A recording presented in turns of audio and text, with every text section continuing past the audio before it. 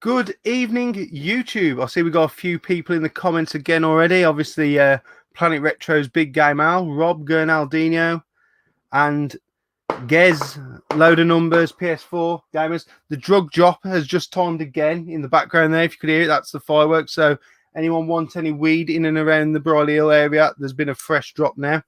So I hope you all miss me. Well, not me, really. You probably don't miss me, but miss the old stream. So I hope you're all ready for a good one tonight, because I've searched the deepest, darkest depths of YouTube history here to bring these two guys in. They're not really tubers anymore, but they were very good tubers in their day. So I'll introduce you first. Hello. Chris Ashankt, say hello, introduce yourself. Hello, my name is Chris Ashankt. I used to do YouTube a while ago. Hope you're well. I knew you as Chuck Rock. Was that your channel now? No, that's just Carl's affectionate nickname for me, because I'm a caveman cunt. So that's fair enough. That sounds very affectionate from Carl. And there you go. You've just spoiled two of my other guesties now, so we might as well introduce him as hold him off. And of course, I've got Mr. Woodlin. Say hello, introduce yourself, take over the show, as you're probably going to. No, that's not true, is it? Hello, greetings, everyone. Oh, piss off, Carl. Yeah, piss off. Woodlin37 here. Do you know what? Ever since you bloody... I need to turn this lamp up now, because before it keeps flickering here and I don't like it. It were better on 100%. Hey, Google, light 60%. What it is the reflection off your head. It makes you look like you're an angel with a halo. I'm receding now. When I started YouTube, I had hair. This is what it does to you. This is what it does. I remember when you had hair as well. And me. Yeah. Long ago. I've just got the bit that you're missing now. Look, I've got the bit you're missing. You see, you used to be a right poodle, didn't you? Yeah. You used to be. I used to call you Poodle because your hair was proper fucked. I remember when you sent me a picture of a guy on Facebook who looked like me, and even I thought he looked like me as well. Oh yeah. In fact, I've got a random picture still on my phone with you with a Frank Sinatra CD as well. I don't even know what that was all about. It's you. Do you know, I don't remember this shit. I'm usually pissed. So if somebody says to me, you said this or you did this, I'll just say, yes, I did. And just face the consequences, because it were probably true. I just know I've got a picture of you with a fucking CD of Frank Sinatra, and I own that CD as well. So maybe we were talking about that. That's all I can think about. We could have been talking about Frank. Yeah, we could have been talking. I like Frank. He's good. So anyway, enough about me and you for now. We'll start with Chris. How have you been coping with lockdown? That's what we usually start with. Yeah, fine. It's working from home, I suppose, and just plenty of time for games. It's lovely getting up at whatever time and rolling out of bed. Do you know what I mean? That's nicer. What time do you get up? What time do you get up? At 8. 8 o'clock? Yep. Joking. It's fucked my pattern up, this. I don't get up till 10. I can't get out of bed till 10 now. Well, you see, because I'm off in lockdown, it's 3 p.m. first tin. Thank you very much. 3 p.m. on the dot. By 7 p.m., I'm usually a bit pissed. So what I do is I go to bed and I get up about 1 or 2 in the morning, put Talk Sport on and play Animal Crossing. That's been what I've been doing in lockdown. You're keeping these breweries going, Carl. Well done. Well, I know they've been giving out free beer, haven't they? Because they've been. Well, around my way, because obviously the pubs are shutting. What they're doing with kegs. So what they've done, they've put them outside. You bring your own glass or bottle or whatever, and it's free beer just to empty them, because they're going to go to waste, aren't they? So that's what they've been doing around here. They've not been doing that by me, that's for sure. I know about it. What are you drinking anyway? What you on? Speaking of which, I can't fucking pronounce Brahma. it. Brahma, yeah. Oh, it's Brazilian. Yeah, this is my last can, and then I'm going on that fucking Gangly Ghoul, what I showed you earlier. No, Brahma's owned by the same people who own Corona.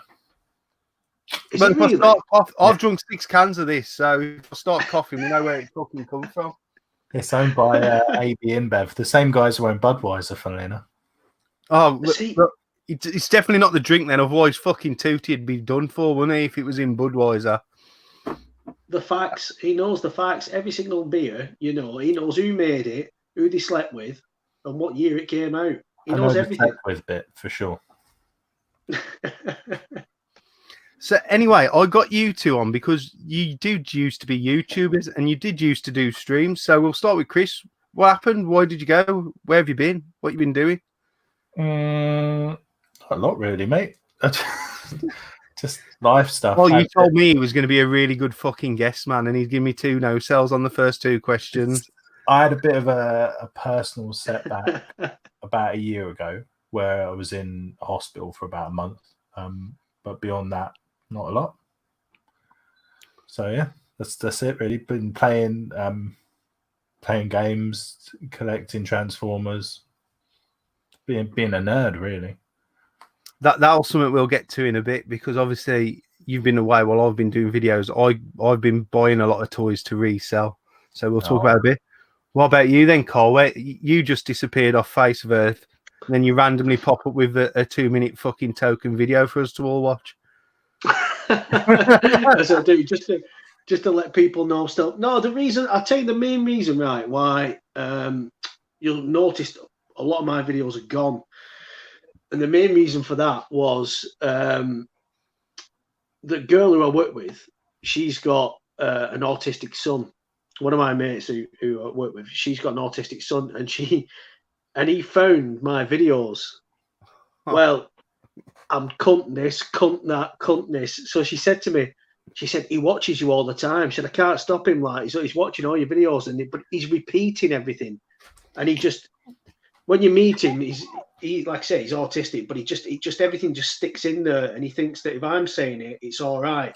Takes it to school. Yeah, well, you will know. Takes it to school. Yeah, if there's a problem, the teachers know a cunt. And this is not acceptable, apparently. So it could be accurate, though. It could be an accurate assumption. It could be. I don't know, but so I thought, I can't really do this. Like, so I could have carried on and cut out the swearing, but you know me, that's not going to happen. So that's one of the biggest reasons why I thought I'll knock it on the head. I'll knock it on the head. And I weren't doing too much. I weren't picking up too much. When I come off, pickups were still a major thing.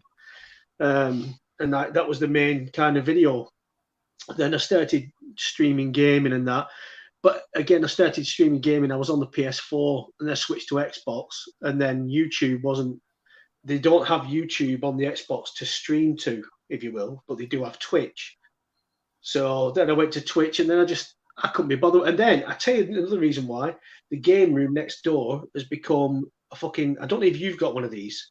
If everyone's got a room in their house where it's just covered in shit, it's just storage for everything that needs to go to tip. Mm-hmm. That's my living room. The game room, eh? That's my living room. That is. Why do you think you've got away from here? Well, yeah. But that's the only reason, really. That was one of the major reasons, just because of me swearing and the influence I had on somebody else that I knew. It wasn't very good. So yeah. Yeah, I got internally promoted to a manager in a previous role, and I was like that because you can't very well be chairing a meeting where you're giving someone a bollocking, and it's like you swore to a customer on the phone or whatever it is, and then they go, well, hold on a minute, here's your YouTube of you calling someone a cunt. It's like, oh yeah, because I remember, you did have to go for your job, didn't you? Just in case. Yeah, I do remember that. You did tell me. It's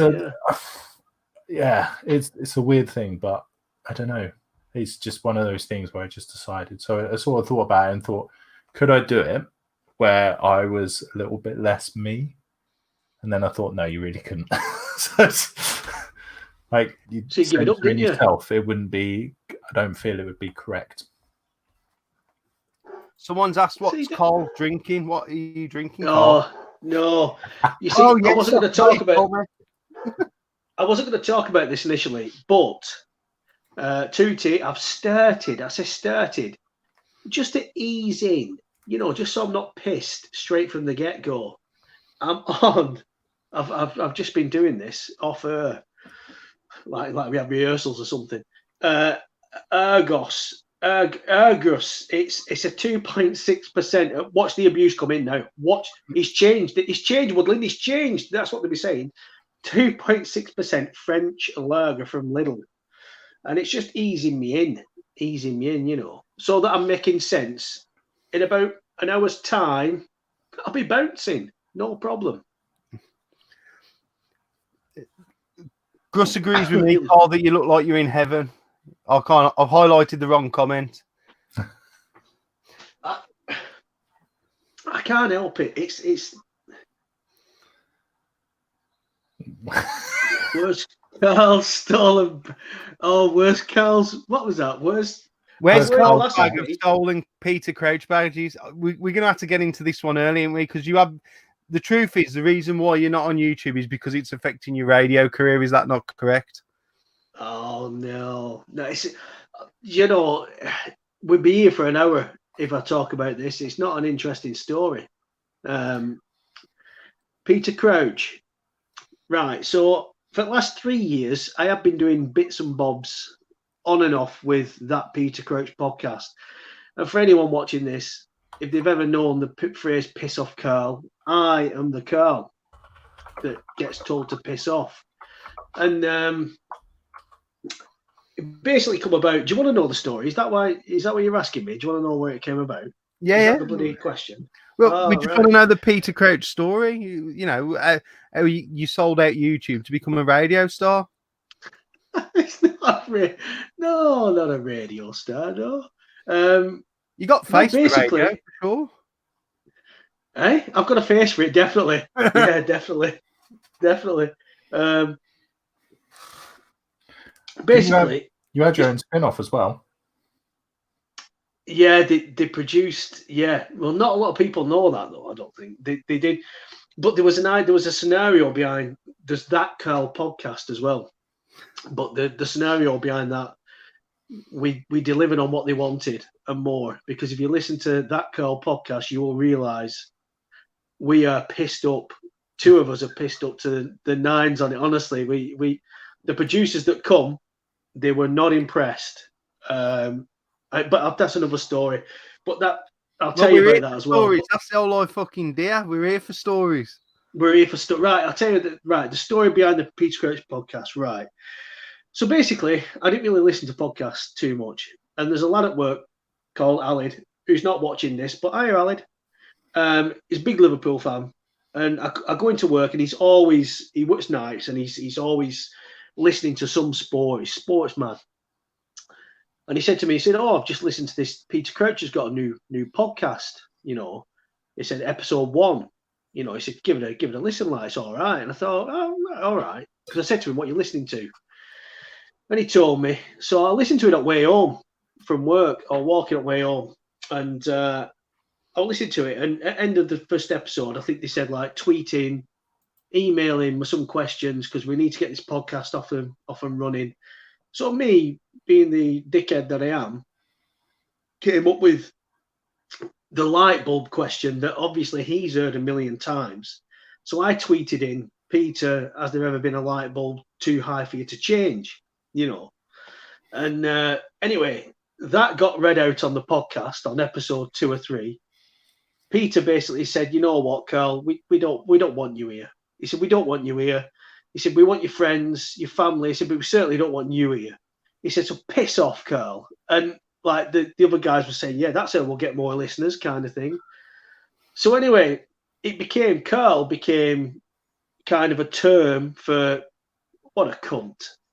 What a Carl that is. It just became one of them things. Very fitting, really. Mate, you're known in my office. Everybody knows. Yeah, because they're all football mad and they all know piss off Carl, and they're like, "He's not your mate." And I'm like, "Yes, he is." They don't believe me. This is it. I get a few stuff like this, but it's just like, it's weird. It's very surreal. But so it just went from there. And then after the first season, they invited me down to his favourite Indian, the Samrat, which if anyone's listening to this or listened to the podcast will know it's his favourite Indian in Ealing. And it was on the 12th of December, and they literally asked me the week before, and I couldn't make it. It was like on a Wednesday night. I couldn't make it. So they had to get me on a phone call of the Best Bits show. They got me on that. And then they did Crouch Fest, where they did Crouch Fest, and they said, look, you need to come to Crouch Fest. So the producers got in touch with me. This was how they presented it. Is that like Squat Fest? No, it was at the O2. No, that's not like Squat Fest. It was at the O2. It was at the O2. What's that thing called in O2? It wasn't the O2 Arena, but it was in the O2 Arena. Yeah, the Millennium Arena. Yeah, what's Indigo? And they have like a 3,000 people venue. So I got the phone call. I was at work, and the producer phoned me, and he says, right, he said, you've sorted your hotel, sorted your, whatever, tickets, all this. He said, right, he said, so the script for you is that you're going to be opening the show with Liam Gallagher. And I said, you what? He said, you're going to be opening the show with Liam Gallagher. He said, but this is well under wraps. He said, don't tell anyone about this. Nobody knows. Oh, yeah, we've got Liam Gallagher. Yeah, but he said, so what the script is, he said, Liam's going to come on and he's going to roast you. He said, because that's what Liam's good at. He said, so that's what's going to happen. He said, so you've just got to come on, basically say nothing and go off looking sheepish because you've been fucking roasted by Liam. And I said, yeah, I can do that. No worries. And he said, then we'll get you on later on in the show and we'll have a chat to you, So that's what happened. I did that. Went on. Liam, what a guy he is, right? So Liam obviously didn't know the show. He didn't know that Carl was an arsehole and a dickhead and that nobody was supposed to like Carl. But when I was on there, they said, give the script, said, right, Liam, this is Carl. Liam's been a bit heightist to Peter, so we thought nobody better for you to roast him. And he's like, no, he's all right, man. What's up with him? He's like, no, he's all right. He won't do it. He won't do it. But when I come on, everyone was shouting, Carl is a wanker. Carl is a wanker and all this business.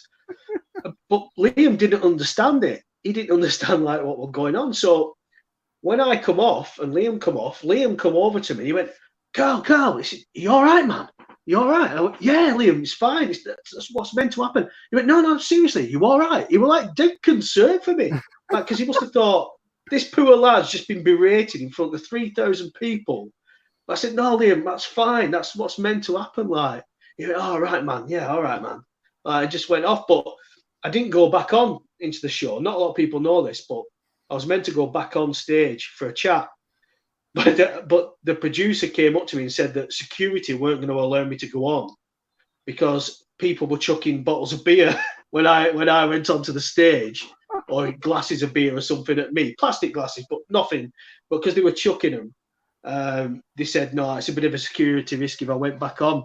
So I didn't go back on. But we had after show party and all that, and it was fantastic. But they've been in touch with me to do loads. I was meant to be in the national papers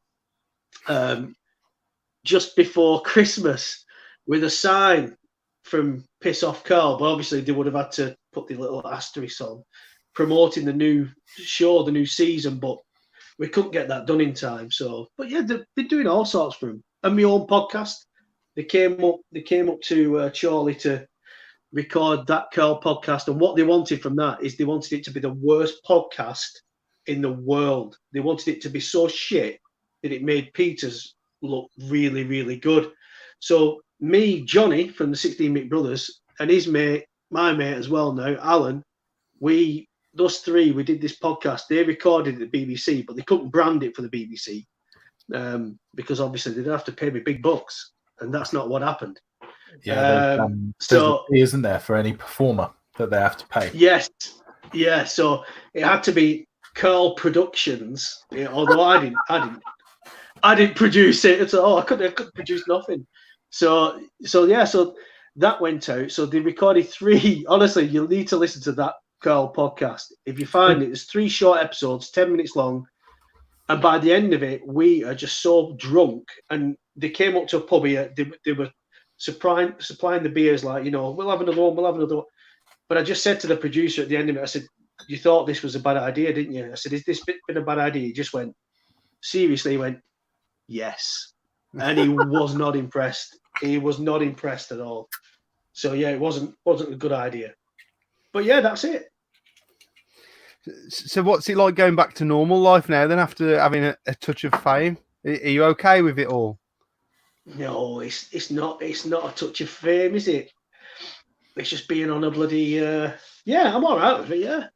In fact, the thing is, in a podcast, I guess nobody comes up to you in the street or whatever.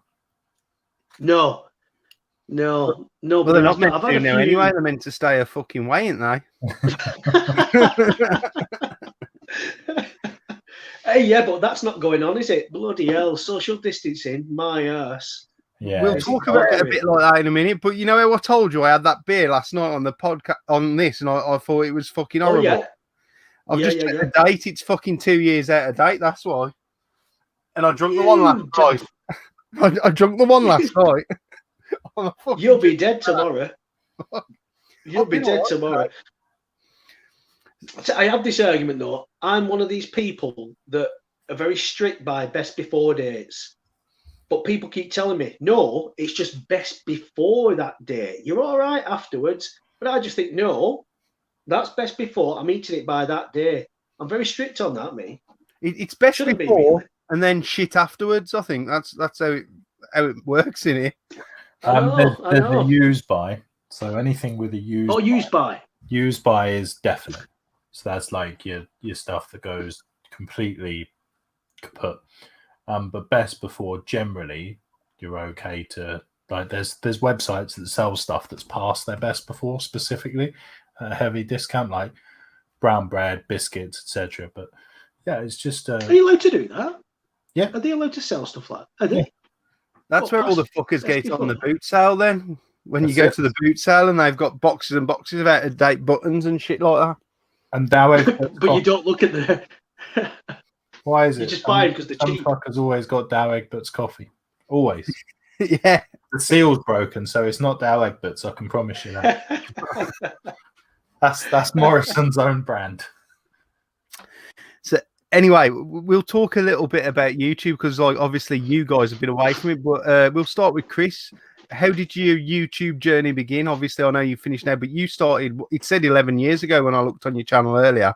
So just talk us a little bit through your YouTube journey. Well, the channel wouldn't have been 11 years ago. That would have been... your account activated 11 years ago. Good account, I suppose, yeah. But I started off because I've been playing games since I was about 5 or 6 years old. Okay, well, that's a different question, so don't spoil that one. I won't, but I kind of started to get into. I was like, I'd like to play that game again. I wonder what it's like. Wouldn't it be cool if I could have a games room? And so go on YouTube, blah blah blah. And I think the first video I saw was Metal Jesus Rocks Room Tour. And I just sort of looked at that and I was like. Is this pre-flood or after flood? Oh, this is 5-6 years ago. Pre-flood, then. Yeah, this is before his. So this is in his last home because I watched one the other day of his. And that's what I tend to do now. I lurk in the background. I don't comment or any of that stuff. And so I watched that, and then it kind of was like a rabbit trail. And I think eventually it went to Steve Benway from somebody, and that just opened up all of the UK YouTubers. And then I was like, okay, so where do they get this stuff from? And then they started talking about car boots and everything like that. And so there was a car boot literally next to my house. And so I was like, okay, I'm going to go and do that. That's where I got started from, really, and just sort of watched people and started commenting, and then shortly after started doing it. And I really enjoyed, because I'd started a degree previously in multimedia. I really enjoyed doing like some of the graphical stuff and some of the video editing stuff as well. That was just as much a part of it for me in the background. And so I always used to spend 6 to 7 hours doing a 30-second intro and then maybe 10 minutes doing an actual video. Overproduced, under-edited is probably the best way to do it. No, I've not been to South Africa either. So, sorry. Just What? Cunt. Somebody said it's Chris from South Africa originally. But no. Just say yes. Play along with it. Just say yes, you are. Or Turkey. Not from Turkey either. You are Turkish. You I've been to your kebab shop. I see. There you go. You definitely. You're Turkish. You're the most Turkish person I've ever met in my life. The other one I get, especially not when from I've got the Turkey. short hair. Yeah. You both got the same sort of haircut, and you just Carl can't grow a beard by the looks of it. You're joking. The beard I can grow, you know. I'm always it's bloody hair. I can't. That's well gone. That look at that. I look like bloody Friar Tuck. Look at the state. You remind me of another YouTuber. He's got a hairstyle like that called Tony. He used to do videos. He does streams and stuff like that. You look a bit like Tony. Hold on a minute. I knew you mean. And what I couldn't do it because he's the guy. Oh, don't. Wait a minute. He always used to say, right, guys. And he always used to be an armchair that were from 1974. Weren't it? It's him, isn't it? He could be in the chat because he's got another new channel up. But that's it. Well, is it called Silverado or something like that? No, if Tony's in the chat, his channel's called Platinum Gamers and Movies. I think his new one is, and he's starting to collect coins as well. I believe now, collect coins. Well, he's gone to platinum now because he was silver something. He's been golden since then as well. Been gold as well. He's what? You're joking. Been gold. I'm not joking. You're joking. Tony Buller. Is he named Buller? Yeah, that's it, Tony, yeah.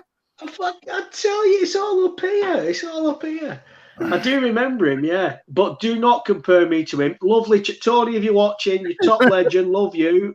But we're not alike. We're not alike. I watched a series recently called The Detectorists with Mackenzie Crook in it. And he's basically a metal detector guy, and he goes around trying to find gold and stuff. Does he do all that business? I think he's getting into coins. Yeah, he said in his last video he's getting into coins, and I think there was talk of a bit of metal detecting, but obviously he's a bit limited at the moment to his back garden because you can't get nowhere else, can you? So anyway, we've had Chris's YouTube journey where he started. What was yours, Carl? Where did you all begin? Oh God, I just laughing at that guy. I used to watch him, you know. I always remember thinking to myself, I've never once seen him have a fucking console, but he says he's got all these consoles, but he buys the games from me. I've never seen a fucking console or anything. Sorry, I'll get back to it. Right, where are we? My YouTube. It started off, and Tootie's here, he knows this, but it started off with Tootie and bloody, is it Sega Socks? As he is now, as they know. What's he? Some Boxhead Man. Was it Stella Boxhead Man? Stella, yeah. This story, a lot of people know this, but I found them two straight. You know, I just started watching YouTube and pick up. So, we've always been into gaming, but I think you've got that question how you got into it later on, haven't you? It's in your little list there. But yeah, watching them two really. And then got into YouTube like X-File 2708. Started watching him. Don't know what he's been mentioned on the stream before. He's been mentioned on the stream before. I bought some stuff off him as well when he would, like we've all done, buy and sell some stuff. And I think he is into Hot Wheel cars now. He collects Hot Wheels. And I follow does somebody fucking laugh? What's wrong with that? What's fucking funny about that? No, it's not. It's the question I'm reading what Gruss asked. Oh, give us a Tory. No, because I can't do it. Have you never seen him, Chuck Rock? Yeah, I know what you mean. You do, don't you? Yeah. You do. He's like got Like I think it's a bit of an Vera Buddy insult Duckworth to him with to say flying that you ducks look on like him. thingy. I think it's a bit of an insult to say to him to say that you look like him. Well, I You think son of Tony's a probably bitch. younger than You Carl. son of a to be bitch. honest. I think Tony's probably Yeah. younger than Carl. He's You're definitely joking. You're joking. But yeah, he could be watching. Could be watching. Raz. Oh, I didn't read that.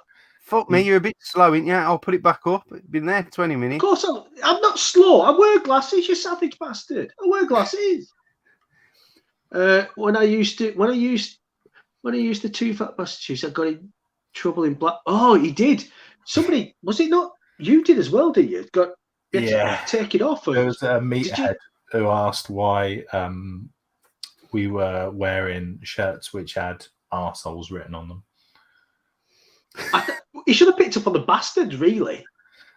Yeah, it's kind of what I thought. But, you know, hey. Yeah, but that's how I got into it, watching them two, and then it spiraled from there. And I remember I said X-File 2708, and then who else was there? That was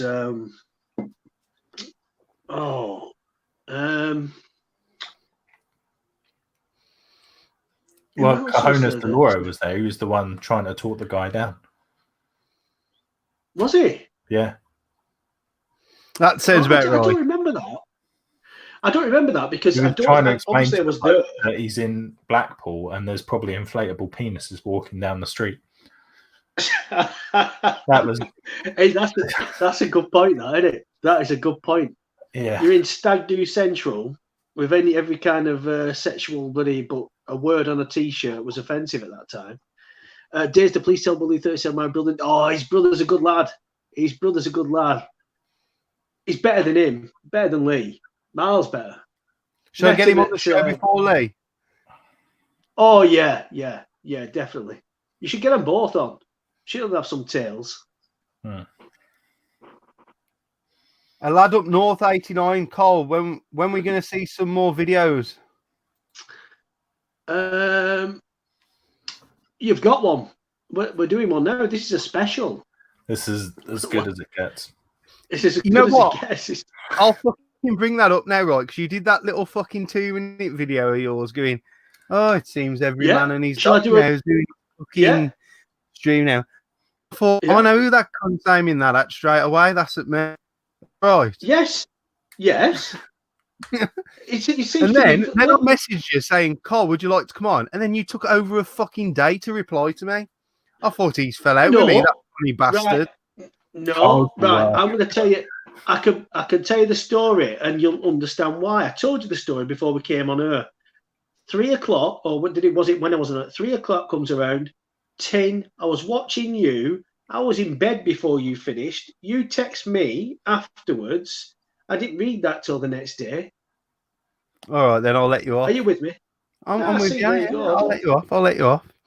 So everyone keeps talking in the comments about two fat bastards. Now, how long ago was you doing that? Because I never really saw any of those videos. So that was probably before my time of even coming on YouTube.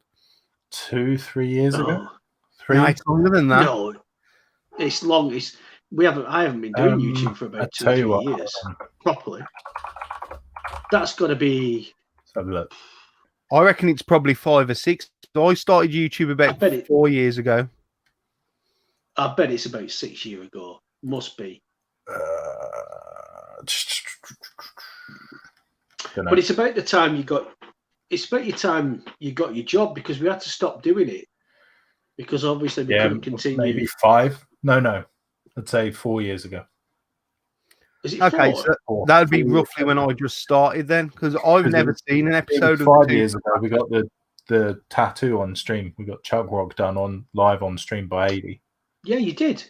Yeah, that's right. So it's been going. Which anybody who's watching who donated, thank you again. See, that's nice.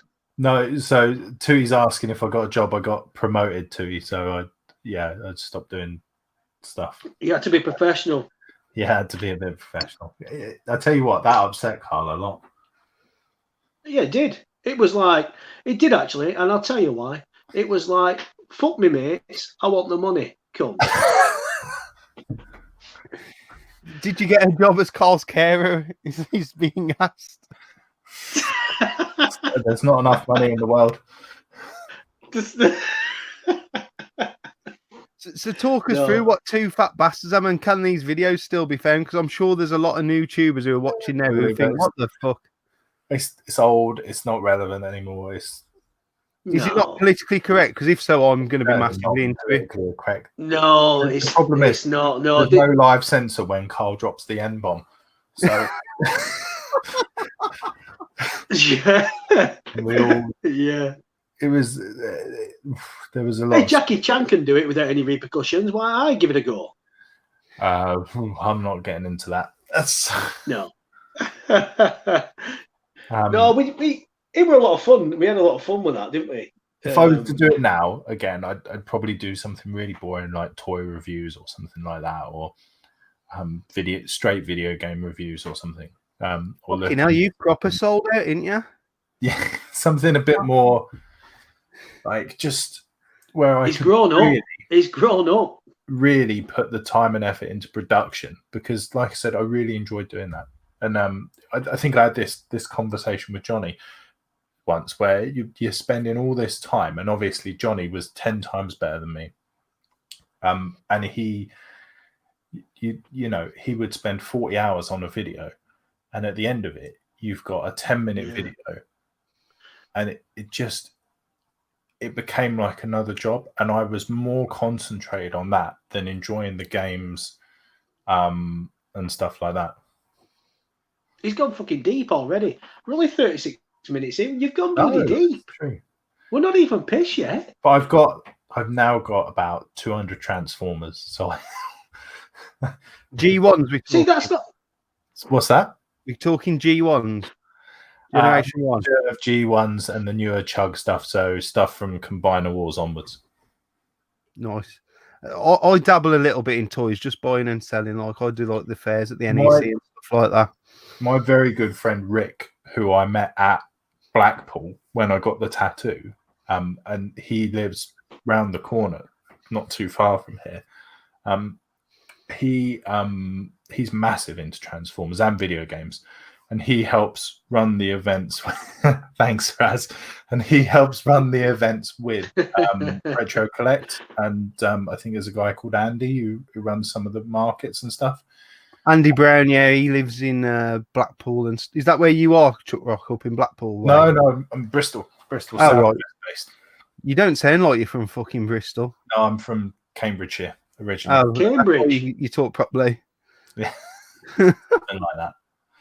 And then Marmaris in Turkey. So he's huge into it. And he did say that he knows Tootie because occasionally Tootie will tell him that he's got Transformers and sell them to him. And Rick is somebody who will just buy loads of Transformers. And it's worse because Rick is half Iranian.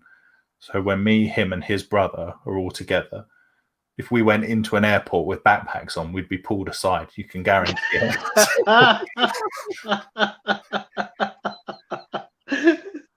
Jeez, never mind airport. I'd pull you over if you had a backpack on anywhere in bloody country. Yeah. What's that? I think they're talking about M-bombs. They said one was dropped on the TNT. In a TNT. Let's talk about that then, Carl, because there's been a lot of talk about TNT. Obviously, I've had Gruss on. I'm good friends with Lee and Addy Sneaker Freak as well. Talk about TNT. Did you enjoy your time there? And do you think it should come back is my question. The Northern Tubers, I think that was a lot of good fun, weren't it? The only time I didn't really have any fun really was when you fell asleep. I started doing. Yeah, I do that when I've had enough. But no, it's the only time was like Retro and Limb. I had when I started with them, Retro and Limb. I think maybe I took it the wrong way, but I felt like I was. It was like, come on, Carl, you come on to show. Come on, Carl, you come on to show. You know, and like a bloody a clown that came on. Well, I know that, but it was like show freak. I was thinking more. Yeah, but it was like that, and he was like, I mean, it all got sorted out. I think I took offence to it, and then said, "No, I'm not doing Retro and Limb anymore," and that was that. But I mean, it's all right now. I speak to one of the guys on the was it Stephen on Twitter? He's all right. It's all The blown guy, over Steve, now, but yeah. nice guy, yeah, who runs Retro on them. They're all nice guys. Oh, is it? together. Yeah. Yeah. Pac-Man I think I took it all the wrong way. I briefly met Steve at Bury when we did the arcade club meet last year. We won't talk about that. It was Beergate. Some people were helping themselves to beer in the hotel, and it didn't go down well. So that was the See, incident. I've not been to one of them conventions for years, like one of the meetups, right, like that. Again, I keep getting invited by Rick. Right. I should go, but you definitely both should go because, especially you, Carl. I've been saying we need to have a beer together at some point for many years. We've been saying that for a long time, haven't we? So we have actually got some gaming questions. Sorry. A lad up north, 89. First of all, he asked earlier, what games are you both currently playing? So we'll deal with that one, and then we'll deal with the next question. So, Chris, first, you've said you've been doing some gaming while you're off. So, what you've been playing? Well, I've just been playing the new Call of Duty Warzone, and I've forgotten the name of the game that I've been playing incessantly. So I'm going to look it up on my text to come. Demon's Tilt on Xbox Game Pass, which is like a kind of horror pinball game. I've always said if I could own an arcade machine or a pinball, I'd have a pinball machine any day. It's just, to me, it's much more. I enjoy that much more. So Demon's Tilt, that's really good. If anybody's got Games Pass, absolutely recommend that. It's only one table, but it's really good fun. Before we go on, you've just reminded me with the Game Pass, if anyone has got £1 that they can donate to Gruss Newton so he can come and play Xbox Live with us all. If someone could give Gruss £1, that would be greatly received by us all. Where's his Patreon? I'll be his first. Yeah. He'll pay 17 quid to go on Switch Live because he forgot to cancel it, but he won't pay £1 to come and play some Call of Duty Warzone with me and Lee. You've been gamed. So, Carl, what you've been playing then? Obviously, Animal Crossing, because that's your sort of thing. Yeah, Animal Crossing. That they've been playing that. Honestly, I played that Demon's Tilt though. What Chuck Rott's been on about? It's brilliant. It's a really good pinball game. That I like it. But Animal Crossing and FIFA 20 on Xbox. FIFA 20. I'm just addicted to it. Every single day I'll play that. And Animal Crossing, I'm on that. I think I've put over 100 hours in since March the 20th. But then again, that looks like a lot of hours. But when everyone can't do anything, but go in fucking garden, what else have you got to do? Well, so I'll tell you what I played recently with the 16-bit brothers, Carl, which you might be surprised about. I played, they re-released the original World of Warcraft as a new game. Oh, Johnny was into this, weren't he? And yeah, me, Johnny, Roger, and Danny at one point. We all played it together. That was quite good fun. I bet Danny played it. Danny will have played it once. That's it. Yeah. Roger and Johnny were much more. I know. Yeah, see, I just know. Well, me and Johnny, we've been playing Animal Crossing. I speak to Johnny most days, and he comes to my town, sells his fruit because we get more money. I go to his town, sell my fruit because I get more money. More bells. That's what it's all about. But yeah, I speak to them all the time. But yeah, I'm at FIFA 20, addicted to FIFA 20. Although I've gone off Ultimate Team a bit now. I feel as if I'll only play with Serie A because the Italian league is the best league in the world. That's a fact. I'm not giving an opinion, right? It's the Italian league, then it's the Premier League, then it's the Spanish, German, and so on. That's a fact. I don't want any comments saying the Serie A's shit and all. You're wrong. You're just wrong. I'm giving you the facts. facts. A bit shit at the minute, mate. You've got to watch. So there's only Belarus left to watch at the moment, isn't there? The Belarusian league's the best league in the world currently by default. Does Uzbekistan do one recently? But I'll agree with Carl. Definitely, I'm a big Italian football fan. He knows that. He also asked, what consoles does Carl still have? But also, we'll ask Chris as well. So if Chris wants to go first, what consoles you still got? Oh, wait a minute. Luigi wants to come in. Wait a minute. Yeah, sure. So I've got Xbox One, PS4, Switch. I've got Retron 5 still, and I've got my I've got a hand holder, retro hand holder, and then some a couple of other bits. So it's all mainly modern gen you're currently playing. Yeah. I've got current modern gen, to be fair. But the Retron obviously does everything, and then I've got a Master System converter to go into it. So I'll one of those again. Tootie's asking in the comments if you can read them. Chris, what edition did they go up to? Burning Crusade. Because I know Tootie's proper into his World of Warcraft. If anyone didn't know, I've just exposed that. So they released Classic, so the original edition, and they're phasing it so that certain raids come out at certain times. So at the minute they're up to Blackwing Lair, but they're going to release Burning Crusade next, I believe. So imagine Stu will be jumping on that because I'm pretty sure him and his wife both used to play World of Warcraft, which might surprise some people who didn't know. Because I wouldn't have Stu down as a World of Warcraft player. I'd have him down as a football hooligan, to be fair, rather than a gamer. But that's just me. Have we lost Carl? Has he had a fall? It's something to do with Luigi's cat. I know he's been speaking of Luigi. He's been playing Luigi's Mansion a lot as well.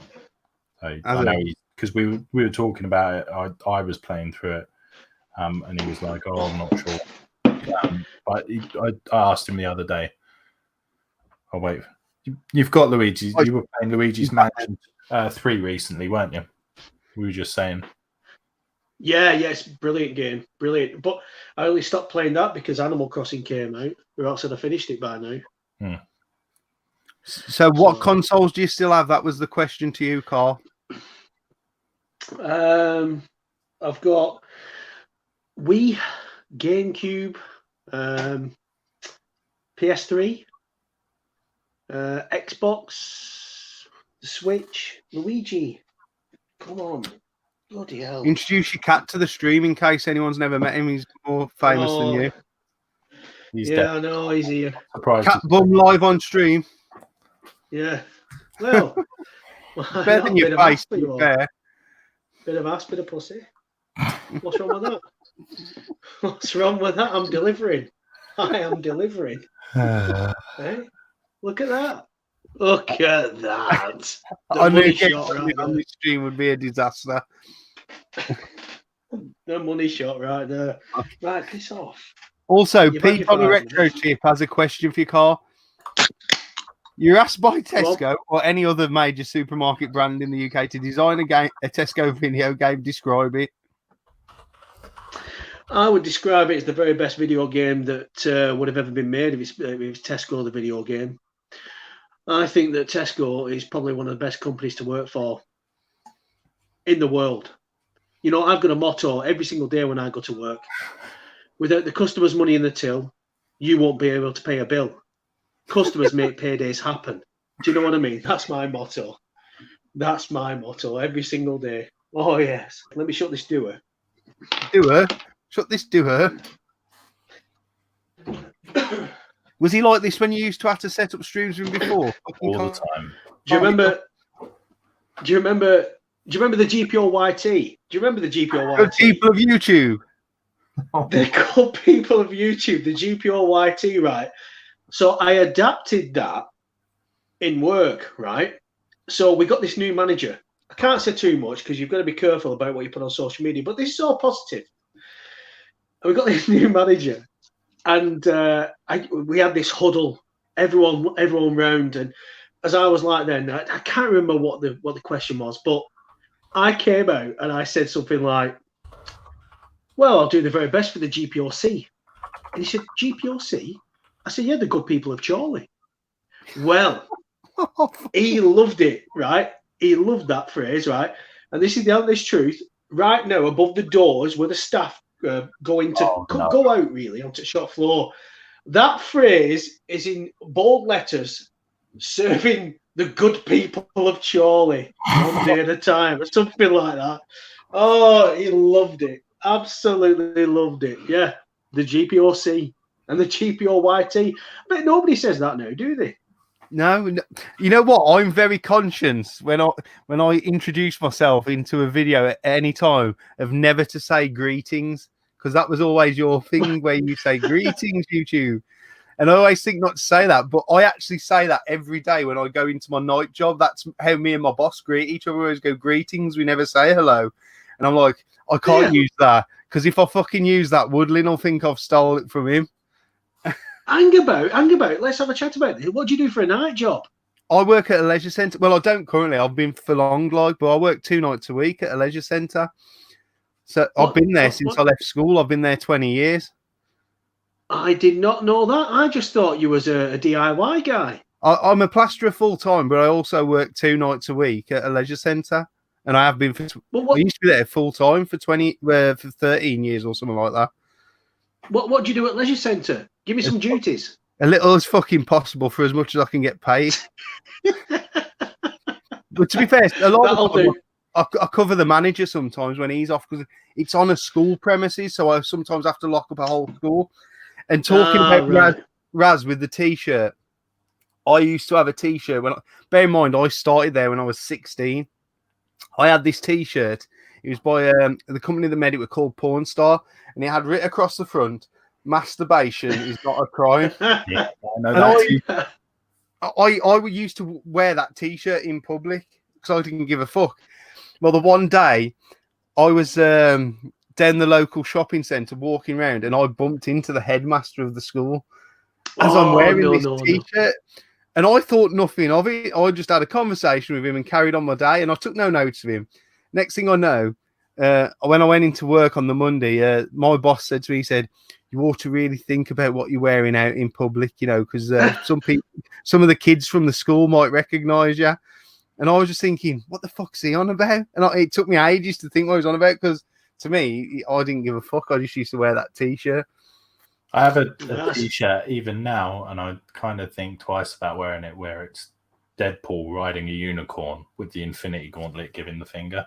And I'm like, ooh, should I? Because the kid's going to see it, and it's like a cartoon, and it's like a comic book. Yeah, but that's Deadpool's character, though, isn't it? That's his character. It is, but that doesn't mean that other kids need to see him flipping the bird. Do you know what I mean? Well, I'm just saying, Deadpool anyway. It's 18, isn't it, or something? If I could still fit in that T-shirt, I'd still wear it now and give no fuck. I'm definitely not fitting in it now because it's probably a medium. There's not a chance now. So anyway, we'll talk a little bit about gaming. So Chris, you briefly said you first started playing gaming at 5. Talk us through your gaming history, and then we'll let Carl have a go because he started not long after he got off the ark, I think, Carl. Well, I was quite lucky. My dad, when I was first born, used to be an electrical engineer for Tandy. So we used to, any computers that came back in, he used to repair them. And because Tandy and Dragon computers had a fairly close working relationship, one day he just brought me home a Dragon 32, as it was then, which is a weird console which was made in 8-bit computer made in Port Talbot in Wales. And it basically ran clones. So I had like a version of Donkey King on there called The King. I had a version of Pitfall on there called Cuthbert in the Jungle. And from there, I went up to a NES when I was 6. And from there, I thought I was going to get a Game Boy, but I got a Mega Drive and on and on and on. SNES, Amiga, PlayStation. Had a bit of a break and then got PlayStation 2, Xbox all at once. And so on until modern day. But got my first PC when I was about 15. I was determined I was going to do something in IT. I've got a degree in IT. I now don't work in IT at all. So it's, yeah, a bit weird, but I like it.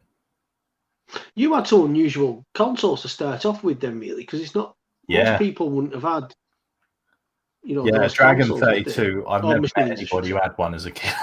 No. They're quite a sought after system now, though. I hear a lot of talk of people who are after them and stuff like that because they probably were so unusual. It's terrible. It's an awful system. It really, really is. So Microprose were the main guys who did software for them, and like the King or Donkey King, and they were just terrible conversions from C64 or Spectrum or CPC, but toned down because the color palette was a lot smaller. So it was 4 colors. So I think it was a 4-bit system. I don't think it was even 8-bit. So it's pretty shit. I'd never ever played on one of them ever, never. It's just a home computer.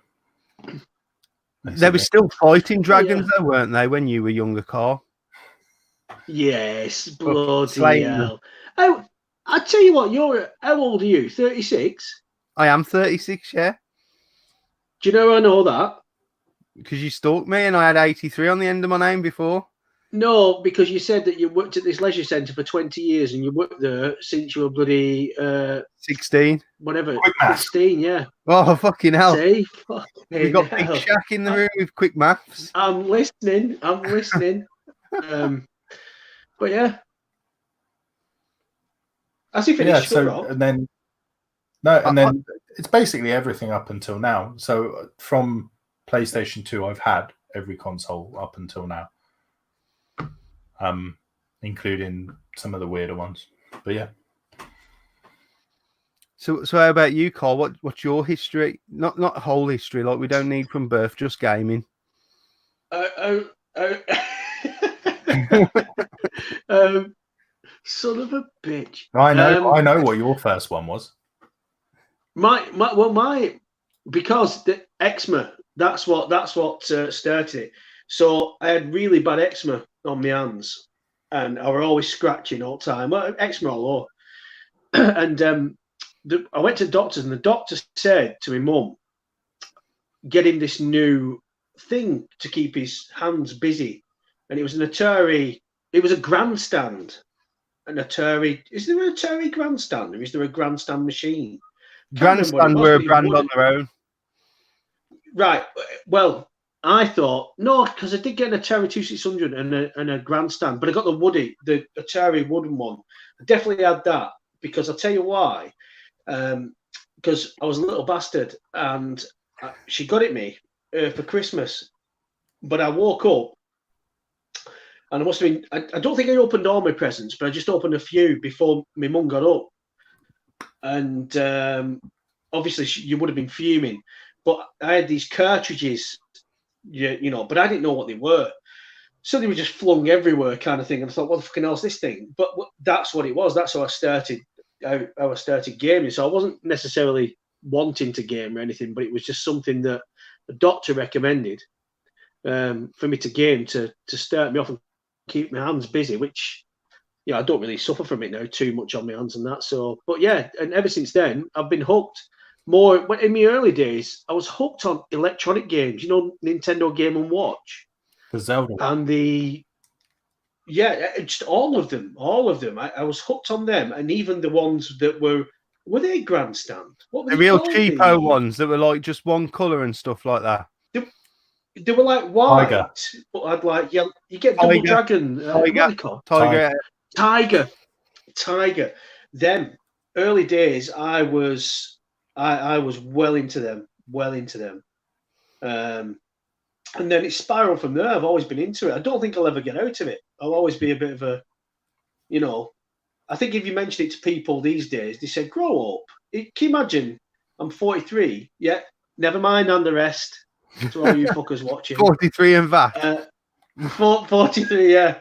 But like, I'm addicted. Fuck you. Right. Addicted to bloody Animal Crossing, but it's just like such an addictive game, but I'll never grow out of it. Never. I'll always game. Same. Always. But I worked in this game shop. I used to be manager of a game shop called Chips. You've heard of it? Chips game shop. Mm-hmm. What's the name of the guy in America now? He used to come on the streams. Yeah, Paul Tunney. Yeah, my old boss. Yeah, he lives in Texas with the old game chasers as they are. The guys that came in there, I would have been like 20 odd at this time, but they were like 60, 70 odd. They always used to be into golf games. I always remember that golf flight sim, and just like building. That was the flavour for them.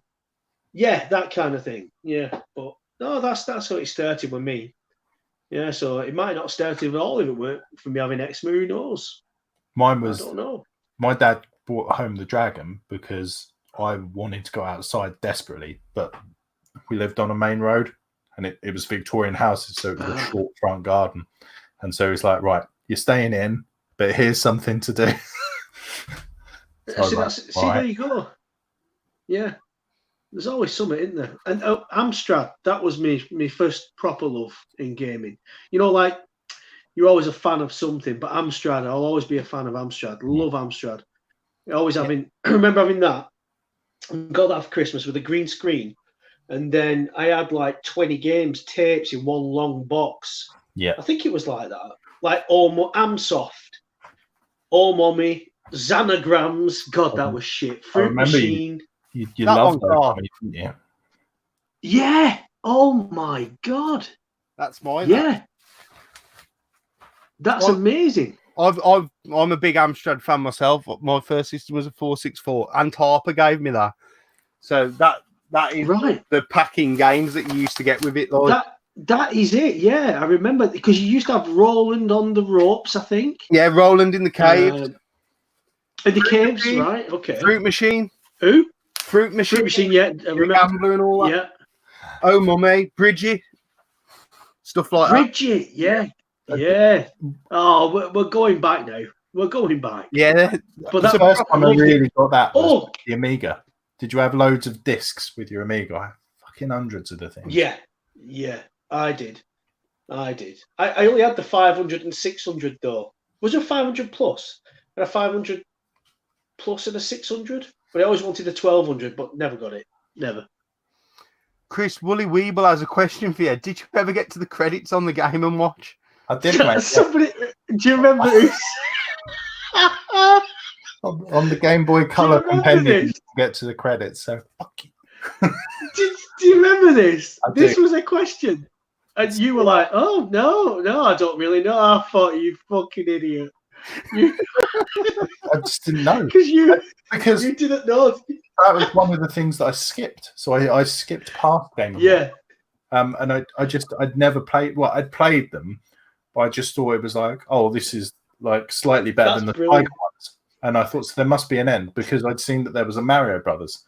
And at the time, when I first got into retro gaming, I didn't know. I got the little Mario Brothers one. Exactly. I didn't know that Mario Brothers came out before Super Mario Brothers, like on the Atari. And it was a one-screen game kind of thing. So, so I was like... That was absolutely brilliant. Funnily enough, I posted on Instagram not long ago. I've still got all the bits and bobs that people sent me, and I posted the badge that Wooly Weeble sent me, the Chuck Rock badge. I've still got it upstairs.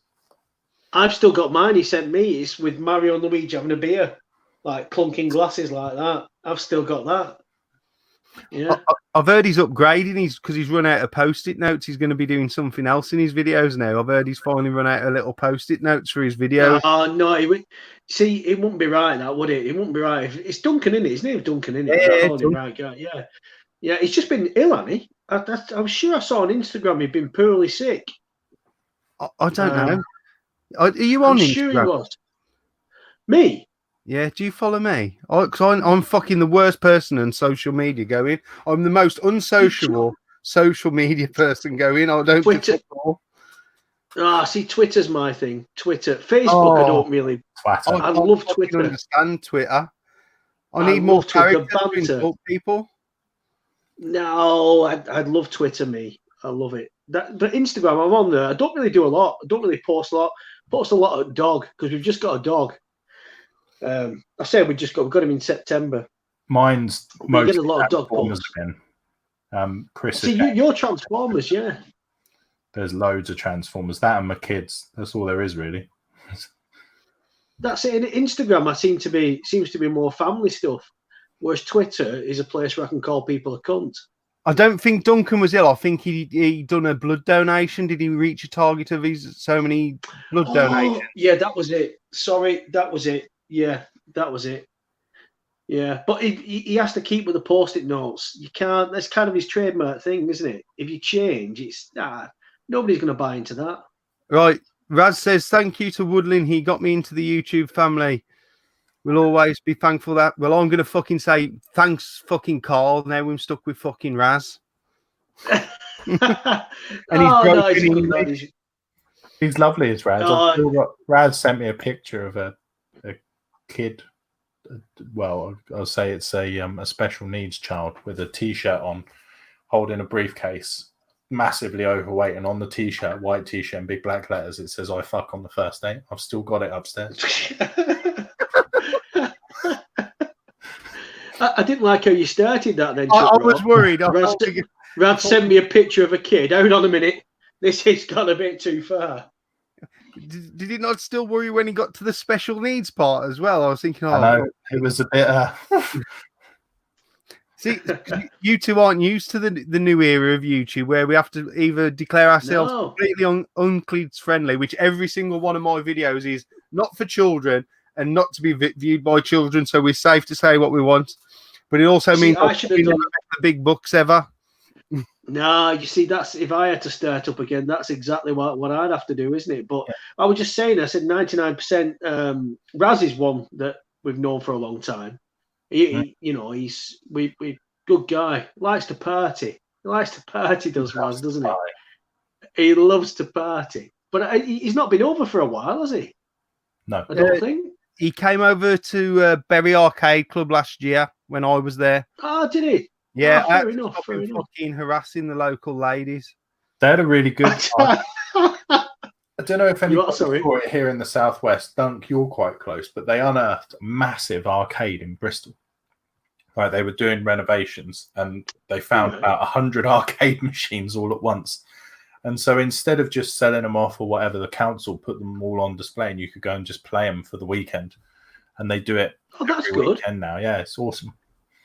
So that's good, yeah. It's like an event-based thing, so you pay a ticket and it keeps the upkeep of them and all that. And we've got our first wasn't that barcade as well, which is more bar and less arcade.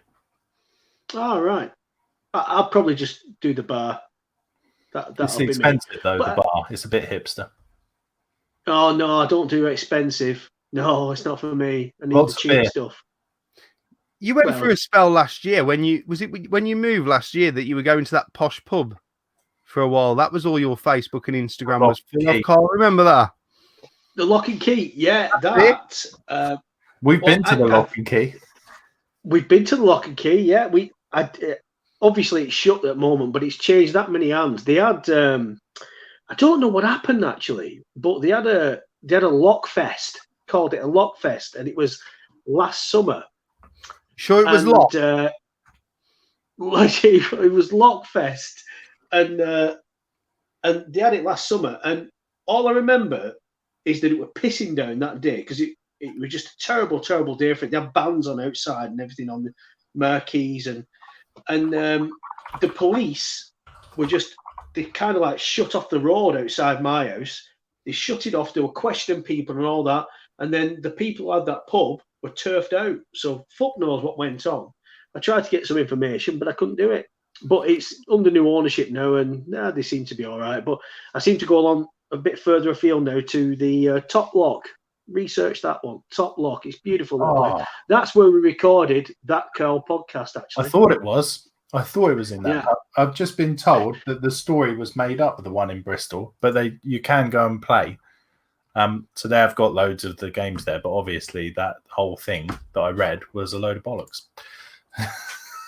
Right. Arcade Club expanding somewhere. They're having another one, aren't they? Leeds, that was the one we were meant to do this month. Story about when Raz came over last year. It was the first time I met Raz, and I only met Raz through your streams, Woodlin the football, and I just used to take the piss out of him in there. Oh, on Facebook, and then obviously he used to fucking harass me in my comments or whenever I did a stream. But I got on really well with Raz. He's really funny. But we were all in the one pub drinking, and you know, like when you normally, like an English person goes out drinking, oh, I'm hungry. Does anyone fancy anything to eat? Raz just sat there, went, I'm hungry, got up, went, comes back. I thought he'd gone to the toilet. Comes back about 15 minutes later, and he'd had some big kebab or something because that's all you could smell. And he didn't say, did anyone want to come for any food? He just got up, left. And then apparently at the end of the night, he was feeding everyone with KFC. He walked in the hotel and he got loads of KFC or some cheapo chicken place and just goes, I've got chicken. That's all I heard about that. But he's a good lad. Yeah, He he's can't drink bonkers. for shit. He can't drink for shit though. I'll drink him under the table. And Nice, also, a good lad. if you've never met him in person, that He- Facebook picture he's got, that's probably about 30 years old. He's a lot older when you meet him in person. I'm sure he'll be offended with that. Have you had him on? You've had him on, haven't you? Did you say Yeah, you've had him on? I hope Raz is offended by that. That's why I fucking said it. Yeah, he's not going to be offended. Don't worry. No, yeah. A lad up north, 89, he's filling me full of gaming questions. Anyone would think this was a gaming stream. What new games are you looking forward to this year? And are you pre-ordering the PS5 or the Xbox? Whatever it's called. I'm excited for the PS5 and the new Xbox, but I think what I've learned is I'll never buy day one. I won't buy day one to play, a version of FIFA 21 on the PS5 kind of thing. I'll wait. It's what pisses me off with gaming these days. Actually, is HD remakes. I am so fed up when people are getting excited about HD remakes. Oh, they're bringing the Final Fantasy series HD. Well, hold on. Fucking leave it as it was. Leave it there. No. No. Go it's on. a different game now. I'll explain why. So, maybe that was a bad example. Yeah, I'm just talking about. Yeah, that was a bad example. Yeah, it is 10, different. Yeah, I agree with you on 10 because 10's a straight over. But do you know what, Carl? They've been doing this for years, mate. They did it on the SNES. It's like Devil May Cry, all that on All Stars, didn't you? So. Yeah, but that pisses me. Switch owners, right? Switch owners. I'm telling you now, if something like I don't know, Secret Mana, that's all coming out again, isn't it, on Switch? Yeah, but everyone's getting excited about it. Everyone's buying into it. Stop buying into it. Let them make new, fresh stuff that we want to play. But all we're getting now is back catalogue things rehashed with shiny dicks on, and we're all going mental for it. And I don't get it. I don't get it at all. That said, I've just bought Sphinx and the Cursed Mummy, which was on the GameCube and other consoles, on the Switch because it's fucking brilliant. And I thank you. So you're a bit of a fucking hypocrite, is what you're saying. Well, and I think Pete, on a retro tip, he'd be the same as me. If they rebought out Fallout 3 New Vegas in HD, he'd be on that, and so would I, 100%. That's a game that I could just play and play. I'll agree with you on Fallout 3. I couldn't get into New Vegas, but Fallout 3, I think I mentioned it on this stream. I put something like 90 to 100 hours in it. My original PS3, the fat one, broke down. And I thought, what I'll do is I'll buy the Super Slim with no hard drive in it. I'll just transfer the hard drive. And what I did when I transferred the hard drive, it wiped it anyway. And I never got back into that game because I was absolutely gutted that I'd put all that time in. Never fucking got it back. I did. It's one of the few reasons why I got an Oculus, and I got it so I could play Fallout 4 VR. It's one of the only reasons why I got it. And it's the Fallout series all the way from the original Fallout where it was isometric. It's just I could just play those to death. Have you played that Wasteland game? That Wasteland. I played Wasteland 2, and I'm looking forward to Wasteland 3. Right, because Wasteland Remastered that's on Game Pass, isn't it? It's not a patch. Is it hard to play? It's difficult to play now. I don't think the modern audience is any good for it. Just the same as the modern audience wouldn't be any good for the original 2 Fallout games. Paul, I believe that comment from Raz is for you. Remakes for the gens that lived through those consoles you did. That didn't live through consoles, I think. Sorry, that didn't live through that. Yeah, no, I just think... I don't think it is, Raz. I think here's the cycle. I think someone like me at 6 years old plays Mario Brothers 3. And when I'm about 18 to 20 and I've got a little bit of disposable income, Mario Brothers 3 is suddenly on the GBA. And I go, oh, do you know what? That was a fucking great game. I'm going to buy that. And I've got 30 quid now, so bang. It's not the one game I get for my birthday or one of the 3 or 4 games I get to last me all year round. I can just bosh it in. That's what does it. It's the nostalgia buy. That's where it comes from. more than 100% agree the there. new generation. The new generation want new games. My son doesn't want to play Mario Brothers 3. He wants to play Fortnite and Call of Duty and Rust and all these other games. Tell us the story about Rust, because I'm not familiar with that game. So Rust, my son asked for Rust, and I bought it for him when it was 50% off on Steam. And on How old's your son again? My son's 11. And I said to him, "Oh, correct." And I knew it's like a survival game. You build a base and you build up. So you go like Ark, if anybody's ever played Ark. But I knew it was a bit of a toxic environment. But Nate, quite now, he's grown up quite a bit. It's massive. And on his first day in Rust, I said, "Oh, how'd you find it?" He said, "Yes, brilliant. I captured a Russian and made him eat his own flesh." And I was like, "What? So, what a dad! What a dad! Parenting done right. I said before stream, he's going to turn out to be a murderer. He's going to be a serial killer. Your son. He's a funny kid. He's going to get. He's I'm really telling into you, Slavic culture at the minute. He likes there's this YouTuber called Boris who does all these. Did you say Arabic culture? No, Slavic. Oh, sorry. Like Eastern European. Slavic. Yeah, Eastern European. Well, Russian. So are you. So are you. Yes. He's more Mediterranean. Why is he into that? How does somebody get into that? How does somebody get into that? I don't know. He just YouTube holes, I expect. It's just one of those things. And the thing, he had a big change when he went from junior school. He was quite sweet and innocent. And when he went into senior school, it all ripped open. Right. We were like that. Oh. And he's a bit of a sponge. I want to. A lad up north here. To be honest, Carl, when you look at Resident 2 and 3 remake, you can't say they've done a shit job. They do a lot of quality.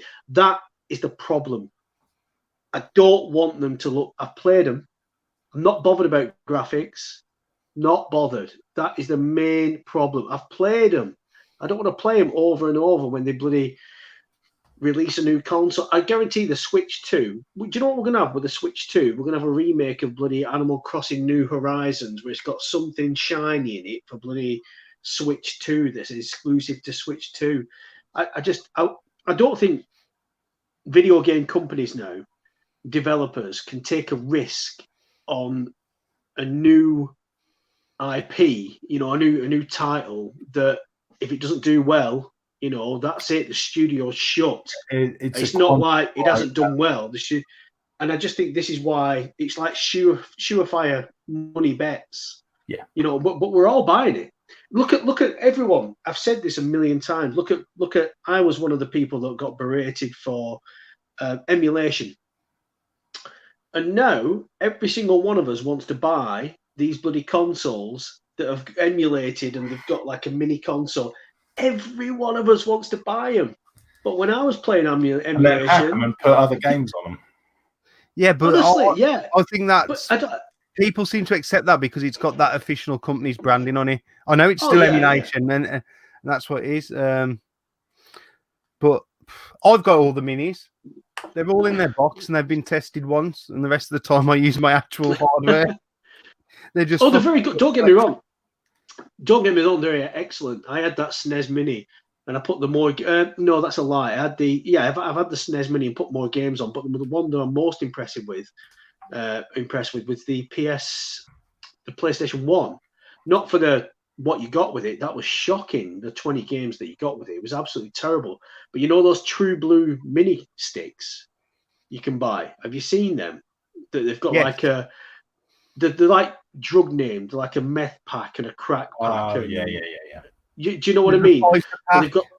There's a fighter pack. My mate picked one up for 50p from the boot sale, and it's got all the fighters on it. Christ, right? Okay, see, that's a good deal. But then the games on that, I was playing on that last year or earlier this year, and I played like Vandal Hearts on PS1. Oh my god, I finished that. I put about 60 hours into that. It just opened up. I just thought this what a game this is. And that was on one of those USB sticks that you can get. So sorry, I'm reading questions. This is for you. It's for you, Carl. Was I 37 when I created my username? No, 37 comes from a I used to love playing basketball when I was a youngster. You won't think so now. And then I went to a basketball. Like a basketball. No, I've got my basketball coaching licenses, would you believe? So basketball was my first love. Honestly, I loved it. And I used to play basketball at Salford University. I used to play there. My number was 37. So that's when, was it born in 37? 37 is where that comes from. And Woodlin comes from the very first time I played Animal Crossing on the GameCube. Yeah, Woodland Town. A Woodland Town, that's what the town. So yeah. But yeah, we've got off topic here. What was the topic? I'm just calling everything now, aren't I? I don't know. What was I going to say? You know, you were saying relatively sober. That's impressive. Yeah, you were saying about publishers just keep recreating the same game, but yeah, you're one of the advocates because you buy FIFA every year. No, but FIFA's not the same every year, and I hate it when people say it's the same every year. The game is 90% the same game. They just twerk it slightly. They just twerk it slightly, honestly, make it slightly different. I'm going to tell you something now, right? FIFA 19. Let me tell you something. FIFA 19 on the Xbox. I played that game for about 2 months, and then I bought it on Switch, and I thought the Switch version played 10 times better than the Xbox version and PS4. It was probably dumbed down and slimmed down. It was dumbed down, but I could not get into FIFA 19 at all. And it's the first FIFA in years I thought on a major console, I've said, no, I'm not playing. It just felt like pinball. Everything just ricocheted off everything. It felt like pinball. It was terrible. And I think FIFA 20 is absolutely fantastic. I absolutely love FIFA 20, but it is the same the way people play. You know when they're running down the wing, they're going to stop, they're going to cut in. Everyone does the same thing. So, but I do love FIFA 20, but FIFA 19 was probably one of the worst ones for me that I played in, say, probably the last 8 years, I would say. I've only just started playing FIFA 19 because, Lee, you've been gamed. We've made a little bit of a pro club together called the YouTube Rejects. There's me, Lee, Cine Steve, Gashead Steve, Al from Planet Retro, Carl's Room, and Super Quintendo, I think, in the squad. We're fucking rubbish. But it's the first top FIFA I've played since 17. And I just think they need to, work on perfecting the game. And there's no need to release FIFA every year. You could just completely release and upgrade. I'm going to tell you, you haven't played FIFA 20, have you? No, but right, my stepdad Riley, he doesn't want to get it because all his mates have got it and said it's shit compared to 19. Right, and I'm telling you. 19. See, I'm telling you now, I've got a complete opposite opinion. You get FIFA 20, but you have to spend time with it. FIFA is a game that you have to get into it, and you've got to notice the little things that they put in and what the little changes that they've done. But the difference between 19 and 20, for me personally, and I play these games every year like you do, but it's paramount. Honestly, they completely broke 19 for me, and I stopped playing it. And then I went to the simplified version, like you said, on Switch, which was a mix of between something like 18 and 19 on a regular console. And that's what they did. But to be honest with you, though, FIFA 20 on the Switch, I would never buy into, because if you know about that game, FIFA 20 on Switch is exactly the same game as FIFA 19, but just with updated kits, which is what most people think that FIFA is in general.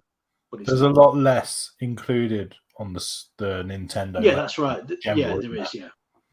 Yeah. Well, there's no alternative game mode like the Volta or the what they call story mode. Yeah.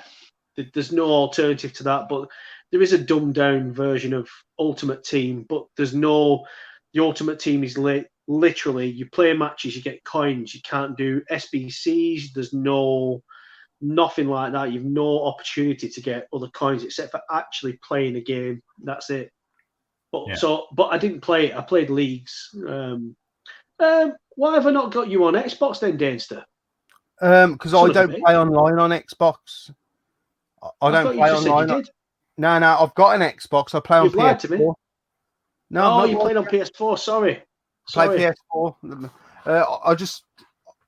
I bought the Xbox One cheap, and I rarely play it. The only thing I play on it is Forza. Ah, right.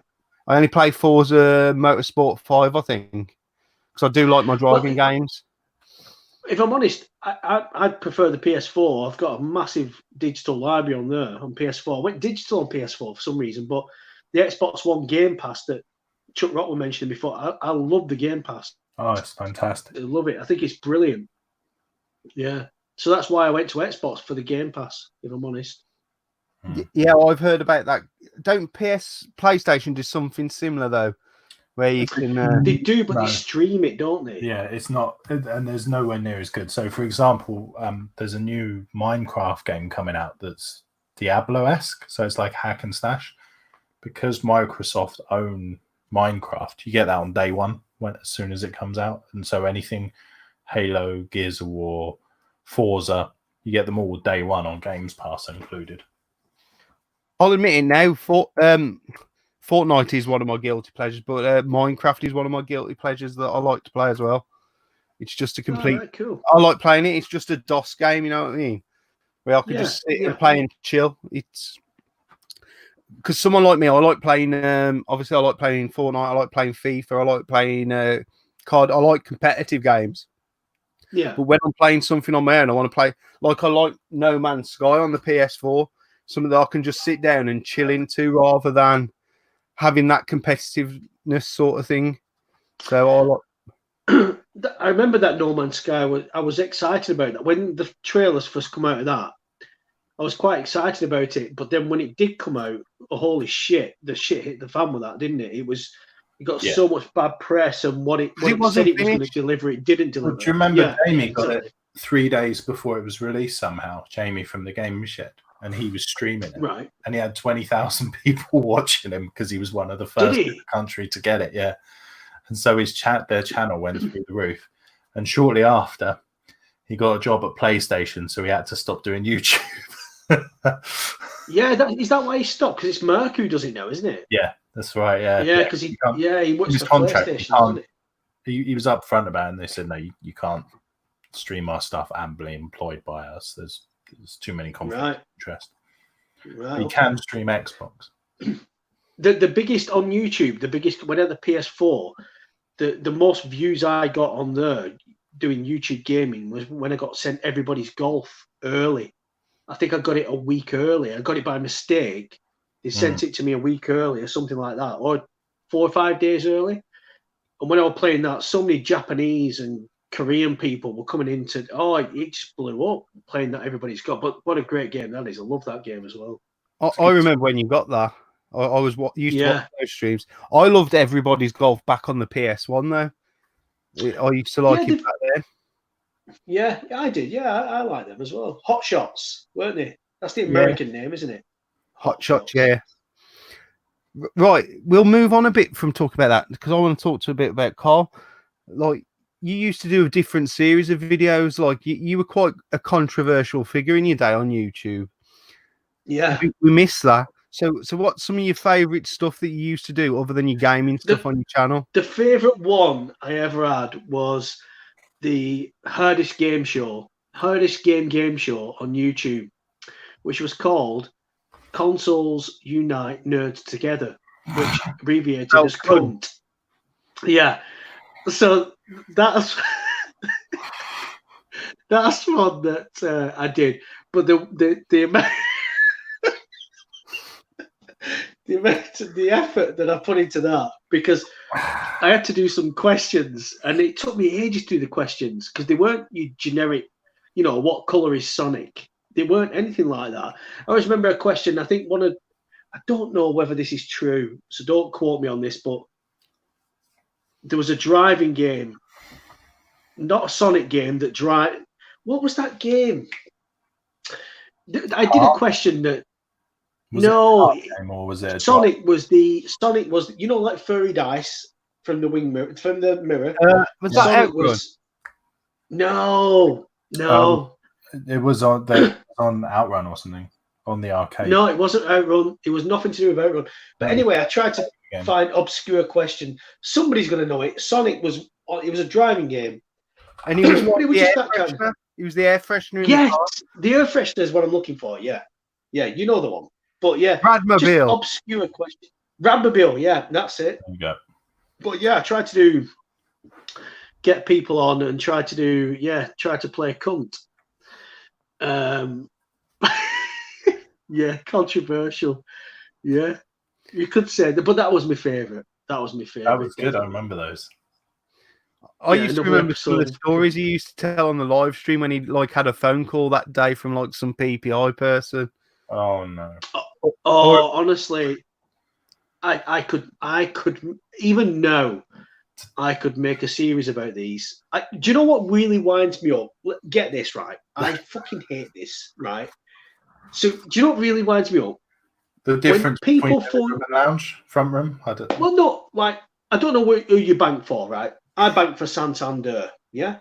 So somebody from Santander is going to ring me up. Hello, is this Mr. Watson? Yes, we're ringing from Santander. Okay. Could we just take your date of birth, please? Well, you tell me.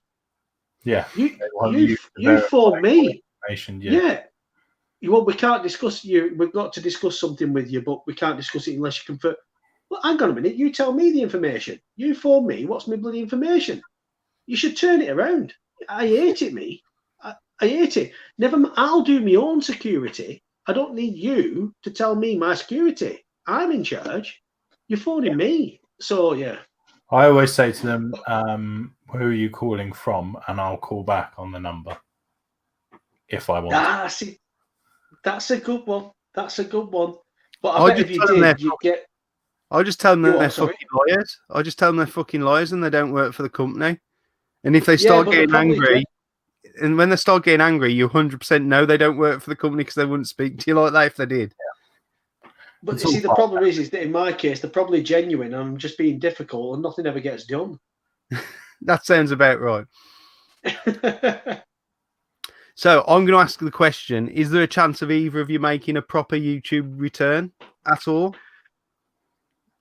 In any way, shape or form? I don't know, maybe. Like, never say never, but it's... Yeah, I know Chuck Rock's been talking about it, haven't you? You've been talking about doing some... Because your passion's changed to collecting the Transformers and that, so you want to talk about them, don't you? I still spend a lot of time with games and stuff, but yeah, I've got a large collection of Transformers. I watch a lot of... That hobby's almost merged together, though, because there's a lot of people I know who are into both. Oh, yeah, like Rick, the guy I was telling you about earlier, ridiculous amounts of money. And he works for Sky Formula One in catering. So he goes from country to country to country. So he goes, I remember about this guy, yeah. And he'll buy all the stuff, like all the toys and things, and he won't have to pay any shipping to bring them back because it all goes through with the commercial goods. So there's no taxes or anything. And then he sells them on, and that's how he makes a bit of extra money on the side. It's phenomenal.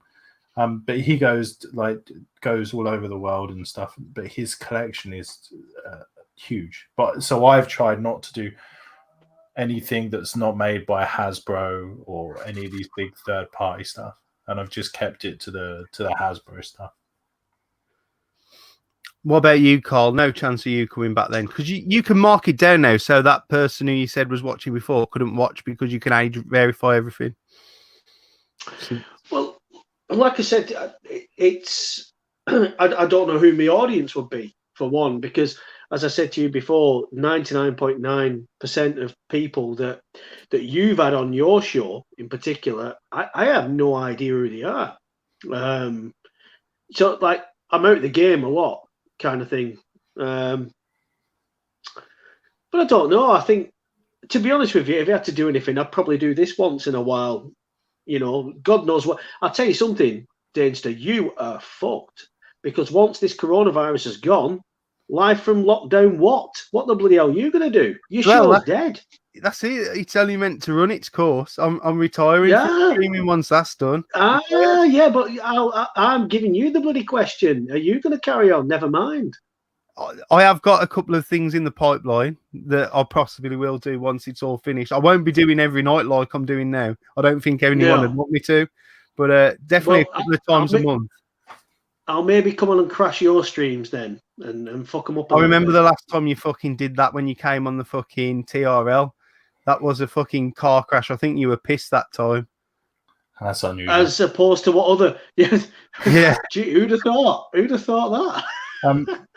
I think the car was always a lot more funnier than me, and I was only ever there as a host to put him forward and try and corral him into the right direction. So if either of us is going to do it, it has to be Carl.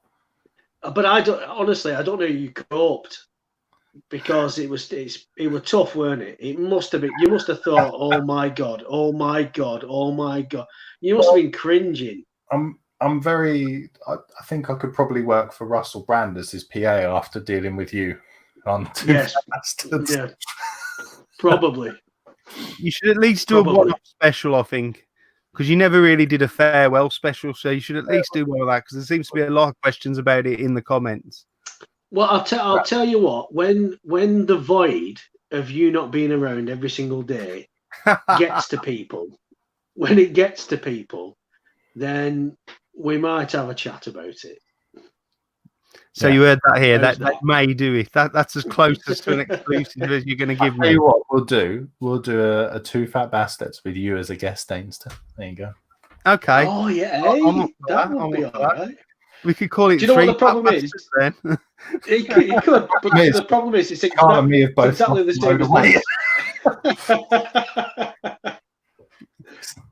I go to a gym now. It's crazy.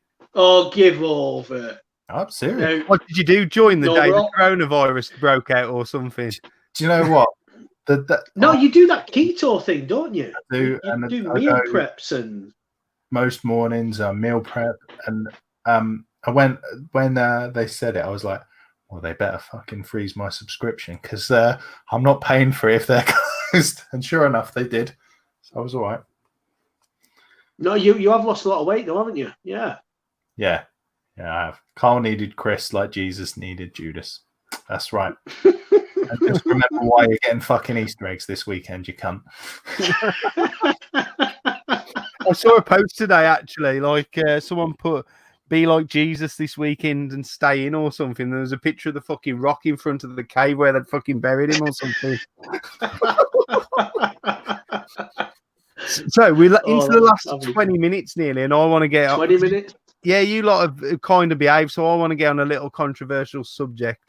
Because I know Carl changed his opinion about it, and he told me you used to be the biggest against Patreon, but now you've changed your mind. So, you know, everyone knows I'm against it, so it's good to have someone who's for it. Now let's hear you change the opinion, and obviously yours as well, Chris. For me personally, I was 100% people. Patreon was one of them. There was other things. I don't know the names of them, and you know, getting paid to do something that started out as a hobby. I've just seen it recently. Anyway, I'll get into that in a minute. But nowadays, YouTube nowadays, it's different from when I said that 4 years ago. Metal Jesus was one, but nowadays it seems to be you make a YouTube channel. The Metal Militia, Carl. The Metal Militia. Yes, the Metal Militia. You don't hear that anymore, do you? Because the Metal Militia let him down. The Metal Jesus crew now. The MJR. Yeah. He was going to go on a tour, and if you paid a certain amount, you could hang out with him on his tour. Fuck it. And it never happened. I know. But this is the thing. But no, it would. I think it would happen. Because it just seems to be the normal thing to do, to have a Patreon alongside your YouTube channel. It's a normal thing. It doesn't look out of place anymore. That's my view on it. It's like donations. Even I've done it. I've done it on Twitch because it seemed the normal thing to do. I sold out. I'm proud of it. I think Twitch as a platform, when I've gone to look on there, it's almost like Twitch forces you down that way to do it. Because don't people have to pay to follow you? They have to like no. Well, no. 2 levels. There's an affiliate program. Subscription. Yeah. There's a subscription, but Twitch get half. So if somebody was to follow you for $5 a month, they get $2.50. So that's why they want you to do that so badly. You know. I don't have an issue with it for content like that where it's streaming. So I'll tell you someone who I watch daily now is the guy from the In-Betweeners, James, whatever his name is. Oh, him who completed it, mate. That Yeah, completed it, mate. Yeah, and I watch him, and he's brilliant. And what he does, if you subscribe to him, and you get a free subscription if you've got Amazon Prime or whatever, so it won't cost the majority of people money. He'll add you as a friend on like any gaming platform you want, and at the end of the stream, he'll raid somebody's stream randomly, so that all of his viewers will go That's to a good idea. subscribers. So his subscriber base grows their viewership as well. I kind of think that's kind of nice. And he doesn't have donations on there, but he has bits, which is kind of like donations, but through. And I just think it's for streaming. I don't think it's so bad. And YouTube, I think if you've got a certain quality of content, it's fine. But I don't think it should necessarily be shoved down people's throat either. But as we were saying before, I like it for people who create something physical. So like I play Dungeons and Dragons, so people who create maps or do a 3D printed model so that you can print it out on your 3D printer or whatever for your games. I think that's good because that's giving you something back.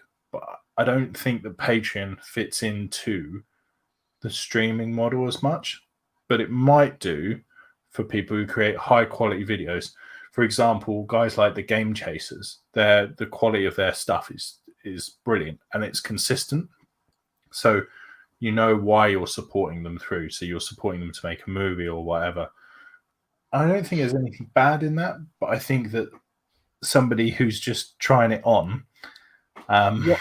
What about if, like, say, I don't know, you was like a female streamer from Derby who every third comment writes, pay $1.99 to be part of my fan club or whatever it is. Is that still a shit thing to do? There's a point where if you're trying to shove it down my throat, I'm not going to like it. Title of my sex tape. But that I'm not. Do you know what I mean? I'm just not. There's a point in it where you. I think it's easier. I think it's easier for women to do that as well. Because it's a male-based market. There's a lot of dominate. We've always said we used to use the phrase "tits for hits." Yeah, it's still used now. It's still used now. It's still used now, is it? Right. Okay. So there's obviously a lot of guys out there. Yeah. Of course there is. But no, these days I just think it's the normal thing to do. I just think YouTube's changed that way. You know, if I watched this channel that people send each other a lot of stuff as well. You used to get games. Yeah, of course. Yeah, of course. Yeah, exactly. Yeah, that's it. But I watched this channel called The Budget Gamer. Okay, if somebody's using it to upgrade their equipment and things like that and make it a better production, or if they're dead serious and this is going to be their livelihood, I think it's great. But if it's literally to try and pay your rent and you're doing subpar content and it's not coming out very often, then I don't think it's good. I think it's really good right now because I understand that the ad rates on YouTube have dropped. So you're like people who create content and get paid for it are only getting half the money. So I think that the money from patrons right now will really help people out. But in theory, I don't see a problem with it. But in practice, people are going to take advantage. Yeah, I think the illusion now is everyone seems to makes a channel thinks they're going to get to that stage. Everyone now thinks that they're going to make money out of it. And I think they're massively delusional of that. Russ, they are. But go on Games Pass. Who was that guy recently that's just done it? And I don't know if he got a backlash because I'm not within the know. You know, I'm not with the cool kids these days. But what's that guy? Slope's been doing it for a while. Yeah, I used to be one of his patrons. Yeah, I thought his content was fantastic quality. I used to enjoy watching it. It was regular. And I thought, and I knew because I knew Dan separately, I knew he was trying to make it his full-time job, and because he's changing it over to that for that reason, at the time I was more than willing to support him. Right. So why do you not support him now? Because I went to hospital for a month and I've not supported anyone since. All right. Okay. Yeah. No, just tough question. Yeah. This is what I'm here for. Tough question. Well, No, I know but if it I was just the other don't. way around, you'd ask me that Eh? question. I know if it was the other way around, you'd ask me that question. I'd encourage people not to fucking donate to your channel. Mate, I wouldn't want it. If someone offered me money on this channel, I would say no. I'd say go and buy yourself Yeah, something but nice with it. I know, but that's where I think it's the normal thing to do now. Can we donate I money just think to it's Carl not normal. to make videos again? I'll tell you what. I'm gonna open a Patreon. If I get to £2,000 a month, I will do regular YouTube videos. This is a fact. I'm gonna do it right now. That is my pact. but do you know what I mean? I think people do get too big for the boots, because I was going to say I watched this very small channel. They had about 300 subscribers, called The Budget Gamer, and they did Switch budget games reviews. And he's very good. This guy, don't get me wrong. He's cut the reviews down very, very short. He's very to the point, but he's grown.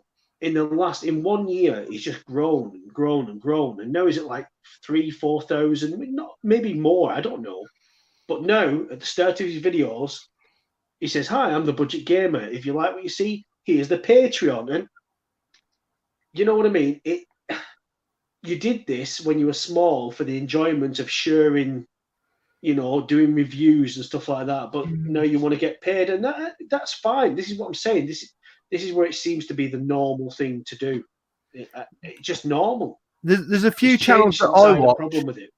that have Patreon, and I wouldn't even know they had Patreon unless I watched that video right to the end, when it's the end screen and the ads pop up.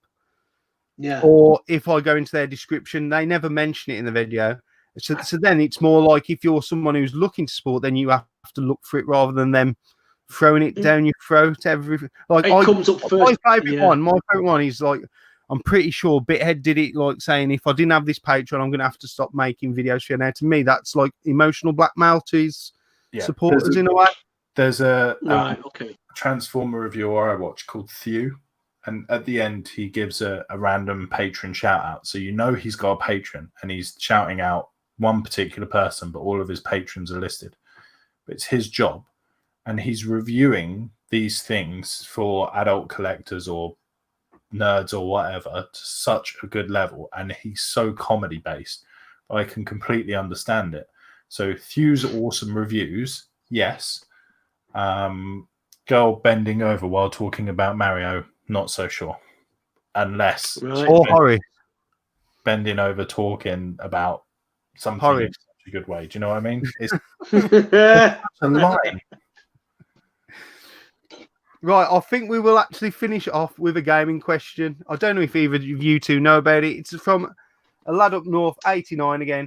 What's your thoughts on Sony wanting to buy the rights to Metal Gear, Silent Hill, and Castlevania? Now, wouldn't Nintendo own? Oh no, it's Konami who owns. No, it's Konami. All three of them. Is it all three that Konami own? Yes, but Konami, they're not doing too much with them, are they? So I think Sony would do something anyway. So even though I'd like it to stay Konami, but I just think Sony will move it on. Don't you think Nintendo would probably be better going for? Then again, saying that, Metal Gear's not been on a Nintendo since the what? I think Sony are interested in those for all the rights, not just the gaming rights. So, for example, Castlevania has done really well on Netflix with the animated show. It's written by one of my favorite writers, Warren Ellis.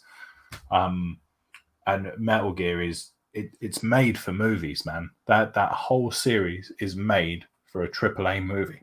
Sony have their own broadcasting. They could do that.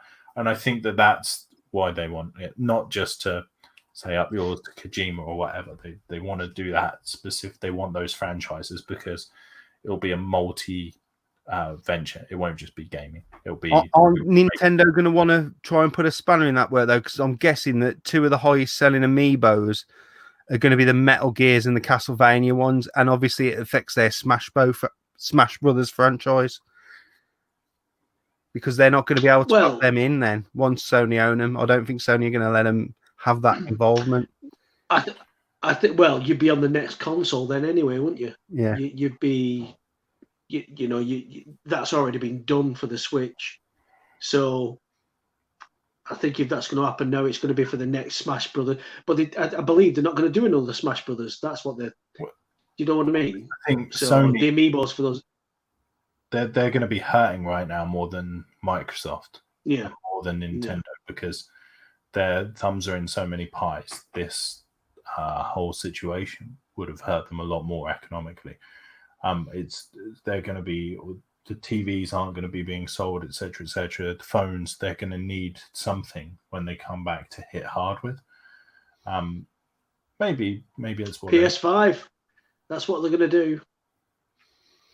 Well, They've released the controller, in there. They've released images. Yeah, I've of the seen controller. looks good. I like it. I think it looks good. I do. I like it.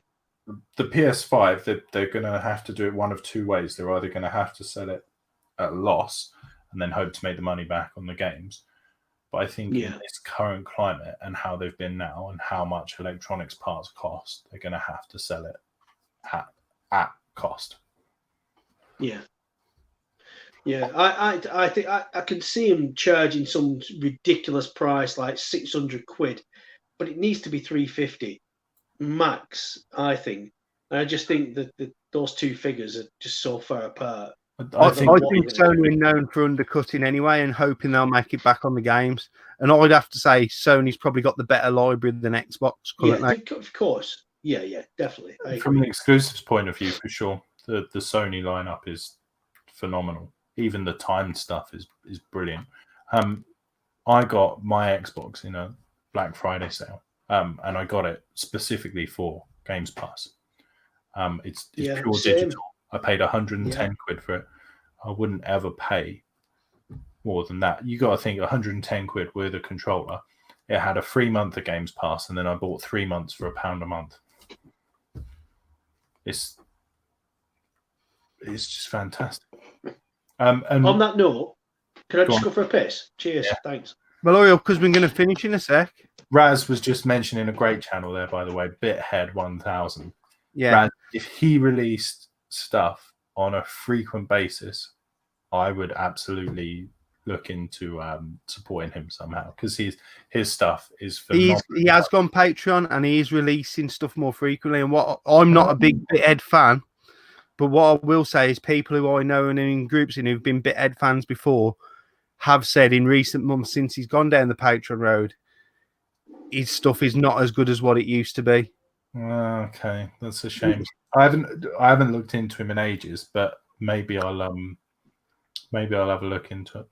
I watch bits, but I seem to get the impression that his stuff that he used to do probably 2-3 years ago is a lot better than what he's churning out now, which I suppose I think he did quite well when he started his Patreon, but then I think that then forces your hand to do stuff more regular, and then it becomes less natural. Which he's a channel that isn't high production, but he relies on being natural.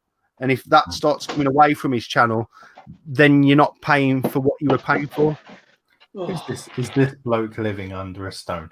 No, I'm just not a neckbeard on YouTube 24/7. Jesus. Have you had some criticism? Not about you, Carl. You're all right. Oh no! Has somebody called Chuck Rock? Who was it? Have you been living under a rock? One of the mods, old school variety face. Oh, he likes to call shit anyway, Pete. Yeah. Is this bloke living under a stone? Oh, I live in under a rock would be a more it's under a rock, isn't it? Yeah. It's called bloody Chuck Rock. I like that. We've had this conversation before, haven't we, Carl? That the entire retro gaming community as creators, there's probably more kids in my son's school, in my son's secondary school. It's such a tiny, tiny place. You wanted controversy? Here it is. No, that's true, isn't it? Like we are a little blip. We think. It is. It is. Because you're involved in the community, you think it's massive, but on the whole scheme of YouTube, we're probably tiny blip. I mean, I'm guessing stuff like makeup channels. There's probably more makeup channels than there is gaming channels and shit like that. Can I tell you something I only found about last week, and I didn't know it was still going? And I was more surprised because I think you're the host of it. YouTuber of the month. I'm not the host. I'm co-winner last week. But I am going to be the host. I'm going to put myself forward, should I say, to be the host at the end of the year. Right. Do you know? I did not know that was still going and things like that. So I'll throw it out there, right? This is going to get controversial now. The fucking Yanks have spoilt it because they've made it under 3,000 subs instead of under 1,000. And now this month they've thrown in a rule where anyone nominated has to do a minimum of 3 videos a month. Now that's bullshit because someone could make one really quality video per month. So they're saying they couldn't fucking win. And the sooner it gets away from them fucking Yanks, the better. Oh, I'll tell you what, Chuck Rock, I think we were brought on here for the controversy. It's been taken away. It's been taken away from us, hasn't it? But I'm quite passionate about it because they've said comments on their streams. Who makes the rules? Who's in charge of it? Well, this is what they've said. They're the hosts. They can do what they want. Now, to me, that's fucking wrong. It should stick to the rules it's been all these years. Who is in charge of it? I want to know the person that's in charge. Who is in charge of it? Gaming Off the Grid is the channel. Right, are they American? American. It's really super fucking cheesy and everything. It's got the worst fucking theme song you've ever heard. And what it is, right? I'll tell you what it is now. They want channels up to 3,000 subscribers nominated because they're on 2,600, and they think if higher channels get nominated, they will gain more subs. Right. Now, to me, YouTuber of the month should never fucking be about the host. It should always be about the people who are up for it. And to me, it should be about promoting smaller channels. Gruss is the current winner, by the way. Gruss won last. Right, okay. Why don't you cool. tell them to fuck off and make a UK only version? That has been mentioned, but what I'd rather do. So why don't you do it? I would rather take it fucking off them at the end of the year when I put and myself. Then say, sorry, you've got to be British or fuck off. And then I'll just say, thanks for what you've done. See you fucking later. It's going back to how it used to be, under 1,000 subs. Fuck you. Thanks for watching and thanks for being yourself. No, fuck off. I'll tell you what now, and I fucking hope someone sound clips this to him because I've got some fucking sound clips of their streams as cunts. Hey, what about this, Chuck Rock? Fucking hell. What have we stumbled on here? I like Bloody hell. Yeah, I can be controversial too. You need to calm down. I reckon you've got high blood pressure as it is. I have got high blood pressure as it is.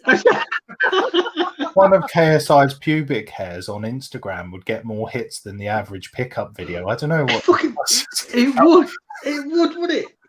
He's just come back to YouTube, hasn't he? He was off. He was off, weren't he? And when he was trying to be a pro boxer. Oh yeah. He is a pro boxer now. Yeah. Is he? He is. His last fight, he was a pro. So yeah, that's why they didn't have headgear in that. So yeah. So anyway, we're coming towards the end of the stream. So it's been great being able to bring you back to the good people of YouTube. Yeah. What I've been doing at the end of each stream, I get like each guest to just pass a message on to all the people watching. So if Chris wants to go first, pass on some message to everyone in these strange and weird and controversial times. It was a long time ago, but I still owe you all a massive heartfelt thank you for everybody who donated for the autism stream for my son when I got the tattoo. So I just wanted to say thanks again for that. That's brilliant, mate. That's brilliant. What about you, Woody? Well, I just think that everyone should stay indoors, get the beers in. Even if you don't drink, get them in anyway. Your life will be better for them. You're going to get fatter. Don't try and do exercise at home. It's ridiculous. You're going to hurt yourself going up and down stairs. Don't do it. Sit on sofa. Be safe. Get a bag of crisp, a big one, or Doritos, whichever one you like. Get a beer and just stay safe. Much love. That's right. Thank you both again for being on. I'm just going to drop you backstage while I do my outro, and I'll chat to you both in a sec. Thank you both. See you later.